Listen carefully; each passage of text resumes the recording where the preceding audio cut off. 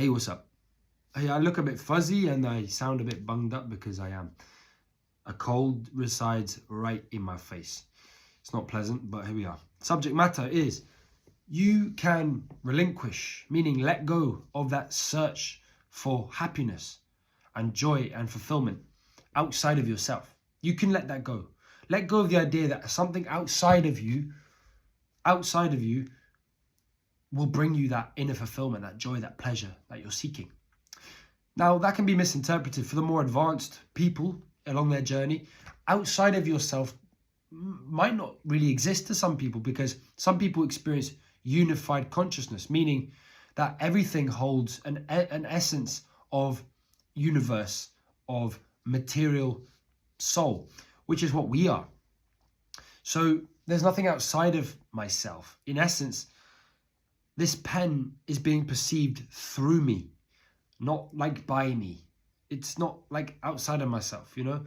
So I am required in this equation to perceive the pen, meaning it's a part of me.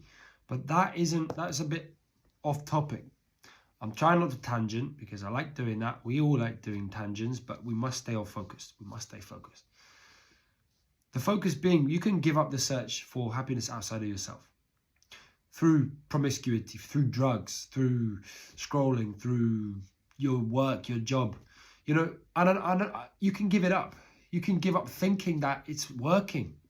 You don't have to believe it anymore. You do realize we've been sold a lie. We've been sold a pipe dream. We've been coerced and beaten and convinced that our value, our happiness, our joy, our peace resides somewhere in the world, in something. But I'm here to remind you because intrinsically I think it's something that we all know, is that it does not reside outside of yourself. And you can know that superficially. You can go, oh yeah, I know that, I do know that, you know, but I'm going to go and do it anyway. That's fine. That's where you're at. Sometimes we need to go and do the thing and find the thing and smoke the thing, and, you know, to realize that, yeah, it really doesn't work. It really doesn't work. It actually leaves you feeling more depleted and sets you back or makes you ill.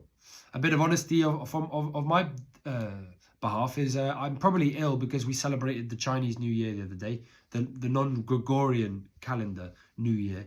And also it was a lunar eclipse, and it was just a reunion of some people, and we were having a drink and we were smoking some weed and some tobacco, and it was really nice. And we had a big load of food, and it was a beautiful evening, good fun and friends. But I went a bit heavy on everything, and therefore I put pressure on my system, you know, and therefore I'm now paying the price, which is I have a cold. Now, I was aware of my actions in those moments. I'm aware that by drinking alcohol, by smoking cannabis or smoking tobacco, you're putting a detriment to yourself. And that is just where I am right now. But I am aware that, like, in that bottle of drink, I am not going to feel any more frivolous, charismatic. I might do very temporarily and superficially. For a very short amount of time, I might feel a little more of those things with a bit of alcohol. And that's why people drink, is to create social lubrication, to create inner lubrication so that everything's working a little more smooth. But I do remember in every moment of those moments that my happiness isn't in that liquid or in that Rizla paper. It's much more fundamental and essential that I know that actually my fulfillment comes from just the very, very deep, simplistic things, which is the way I talk to myself. And I say simplistic, they're not simplistic. But when you label them, it's like, oh yeah, you know, your breath, your inner dialogue, your lifestyle habits, your sleep, who you surround yourself with. They sound simple, but they're actually the 5 ingredients that sort of make up our existence as human beings. So they're not simple, but they kind of sound that way when you put them like that, right? But I am aware. I'm trying to breed awareness in any audience that I gain from this video, that no, your happiness does not reside outside yourself.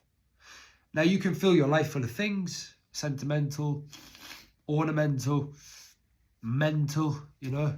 You can fill your life full of these things, but just realize that one day, okay, put them all in a box, they're not mine anymore. Because someday you have to relinquish, you know, you'll have them forced out of your hand eventually, and you'll go kicking and screaming. If you can realize, like, hey, these things are sort of, I'm borrowing them from the world. They're not really mine. Yeah, they live in my room. You know, this ownership concept really creates a lot of inner turmoil for us. Because once you're told that, oh, that's yours, here you go, buddy, that's yours. Have it and take it. And then I take it and then I have it and I'm like, ooh, I'm not sharing this. Oh, this is mine. Yeah, baby. You know, sell me this pen. All for Wall Street. You know, this concept of ownership can really ramp up our identification with objects and with spaces. So in every moment, every time you're interacting with yourself and the world, it is a positive thing to remember that you're borrowing, you're leasing, you know. It will be taxed one day. You will have to pay it back. And that's okay. You even have to pay this back. You understand? You have to give this back to Mother Earth, your body. You have to give it back. You are here for a very short amount of time in the scheme of things. And therefore, it's very important that we get to grips with where our happiness and joy and fulfillment and peace really comes from, where that really stems from, and how we go about achieving it, how we go about experiencing these feelings, these thoughts and emotions, and therefore, you know. Now, I could go on and say, well, you know, you need a healthy lifestyle, you need to surround yourself with good people. We already talked about those things, didn't we? They're the 5 ingredients. One of the main revelations I think we need to have as a species is, and this is just my opinion, really, but I think it's going to be shared across the board quite broadly, but quite widely. That is, we need to stop searching outside of ourselves for joy, peace, fulfillment. We've done enough. We've literally dug up the whole planet and destroyed loads of beautiful, already pre-existing things in search of that fulfillment. In more and more and more. Never enough, so I need more. Never enough, so I need more. I'm not enough, so I need more. Give me more, because I'm not... This is the plague that has plagued the human race for many years. And now, when you go outside, it's like 15 degrees in the middle of February. I don't know if that's natural or not. I'm not going to argue with Mother Nature. But I know that all of this churning the soil and churning up the earth, looking for the diamond that never comes, is going to cost us. Has cost us already. You know, it's cost us in an insurmountable amount of ways, and will continue to do so. We can mitigate the downfall, but you know that's another subject. We need to stop looking. We need to realize that, like, we need to let God speak for a minute, and this is why, you know, certain practices, meditation, and yoga, the various forms of yoga, and learning about these things, picking up a pen and writing, introspection, even putting it through in poetry. Either way, you're just externalizing and realizing that you can fulfill yourself very, very easily through very simplistic means. You don't have to go and buy and spend and spend energy, you know, and spend money. Same thing. You don't have to do that. You will eventually have to conform and buy new shoes, and they might give you a buzz. Like my pair of shoes over there, they have made me happy. I'll admit it, but they're deeply practical. In fact, I'll just show you just for the sake of the video. Why not? So they're just sort of boots, right? But I'll tell you what, they've made me so happy because they're so good. They're so good quality. You know, they're tough and they're comfortable and they allow my feet to splay. So, for example, I've had to I've had to give in to a pair of shoes and say, hey, you're going to make my life better for now. Please make my life better. And they did. But even without those shoes, whatever else I'd be wearing, instead of those nice ones, I mustn't place too much emphasis on what I have going on, on my body, with my body, outside of my body, etc. And I know cold and wet feet can make someone miserable, that's for sure. So it's probably not the best example. Anyway, try not to tangent. We need to stop looking outside ourselves, because that is where, we can really start to turn inwards. Once you stop looking out here, you can then focus. The focus comes back inwards. And then you have a chance at really, stopping the desires. And I'm not saying you can stop desires full stop. The desire to stop desiring is a desire in itself. And I'll say that again. The desire to stop desiring things is a desire itself. So it's more mind, more ego, say. And that's okay. That's a good thing. If you're thinking like, I want to stop desiring, I think that's a bloody good thing. It doesn't mean you're there yet at the golden gates, but who the hell is? We're human. We're born imperfect, and plus we're on this earth for that reason, to sort of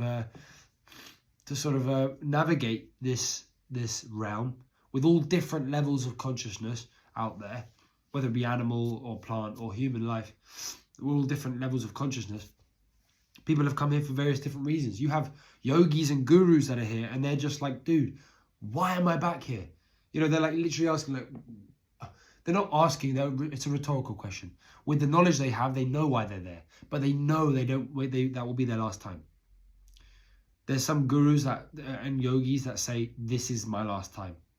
Let that be known. And it's because they know that the higher dimensions, that's where they're destined. So this life is a bit of a training ground, a bit of a rejigging, it's really great for that. It's really great for that. I love Earth for that. Yeah, man, it's like, anyway, if you give up the search, then you will find what you were looking for. That's what I'll leave you with. And it might be tricky. You might have lonely days. You might pick up the again. But don't let it, but be conscious when you're doing that. Be conscious of how you makes you feel afterwards. Be conscious of everything. Every last breath, be conscious of it. And you might think, oh, that's a tall order. Well, you're up for a challenge, aren't you? Because this life is challenging whether we like it or not. We've been given a sophisticated bit of kit to deal with. Let's learn how to use it.